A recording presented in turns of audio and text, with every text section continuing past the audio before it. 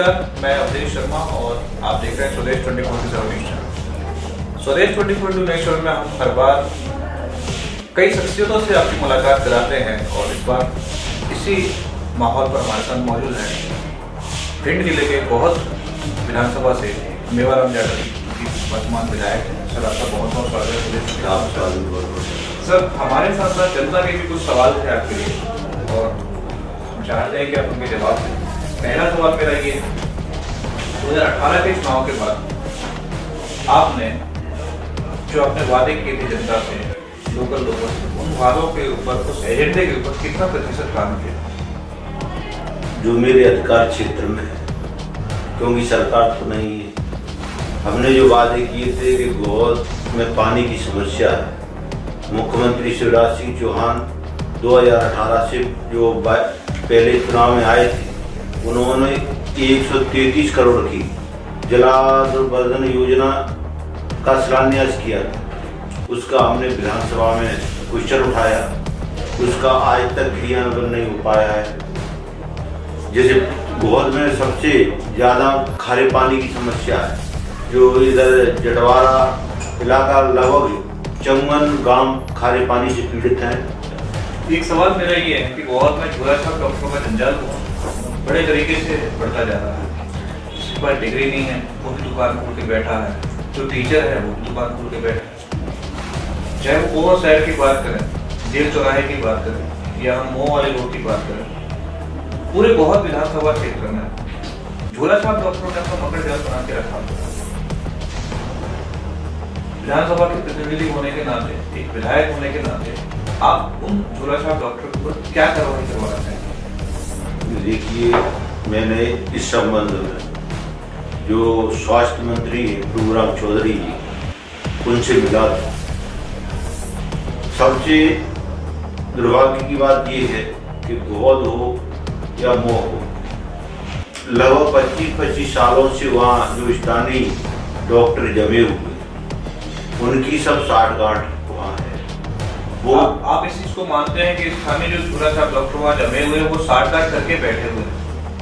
यानी स्वास्थ्य विभाग में बता रहा हूँ, सामुदायिक स्वास्थ्य केंद्र गोद और मोह में जो सरकारी डॉक्टर हैं वो स्थानीय हैं। जब वो स्थानीय है, उसकी शिकायत मैंने की थी कि सही रूप से जो कई मेरे बार में देखा कि जो महिलाएं डिलीवरी में आती हैं। सर, माफ कीजिएगा, मेरा सवाल ये है कि गोहद से लेकर मोह तक और मोह से लेकर शहर तक पूरी गोहद विधानसभा में जो झोलाछाप डॉक्टर हैं, जिन्हें 8वीं क्लास पास रहे हैं, 10वीं पास रहे हैं, जो पुश्तैनी रूप से अपना अधिकार समझकर एक दुकान खोलकर बैठे हुए किसी भी प्रकार का इलाज कर रहे हैं, उनके ऊपर आप क्या कार्रवाई करेंगे? नहीं, ये तो जो CMHO भिंड बीर वो बहुत इनकी जवाबदारी बनती है।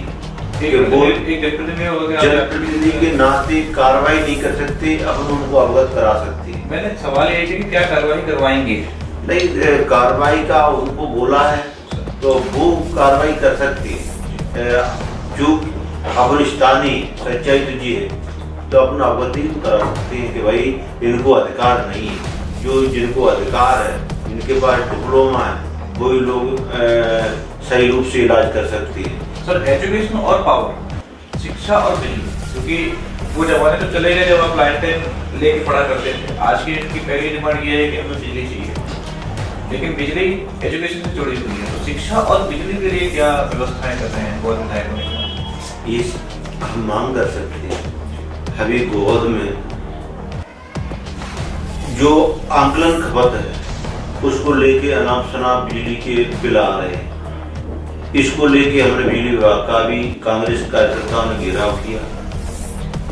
गांव-गांव में जो डीबी फूकी है, शासन का नियम है कि 10% उसके बिजली के बिल जमा करके नई डीबी रखी जाएगी, लेकिन हम बार बार उनको लिखापड़ी करते हैं तो वो कहते हैं कि हमारे पास अब शासन ठेका की, मतलब शासन ने भी बिजली विभाग को ठेके पे दे दिया है, हम कुछ नहीं कर सकते। मॉनिटाइजेशन हो गया। हाँ, इसलिए पहले कांग्रेस की सरकार थी तो 100 रुपए में 100 यूनिट बिजली का वादा किया था वचन पत्र माननीय कमलनाथ जी ने। लोगों ने उस समय उसका उपयोग किया।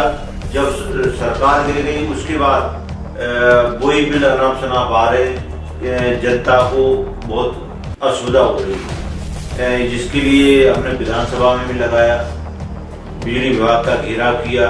गांव-गांव में कई गांवों में लगभग 400 गांवों में से 300 गांवों में ट्रांसफार्मरों की आवश्यकता है। मेरे बार बार लिखे जाने पर, मौके बोले जाने पर कोई कार्रवाई नहीं की जा रही। आगे विधानसभा में इस प्रकार की कोई प्रश्नोत्तर रखे जाएंगे इस पर्टिकुलर बड़ी समस्या को लेकर? हाँ बिल्कुल, ये फरवरी मार्च में जो भी विधानसभा सत्र आएगा, तो चाहे बिजली की समस्या हो, गोद में पेयजल की समस्या हो, शिक्षा और स्वास्थ्य की, और शिक्षा की समस्या हो, या स्वास्थ्य में लगाता रहता हूँ। और विधानसभा में पिछली बार भी मैंने लगाए थे, कुछ प्रश्न उसमें आ गए थे, कुछ उन पर कार्रवाई नहीं हो पाई। तो आपने देखा कि बहुत विधायक मेवाराम जाटव जी ने बड़ी शालीनता से सारे सवालों के जवाब दिए और इस बार इनके पास सवाल भी है, जवाब भी है, विधानसभा के लिए तैयारी भी है।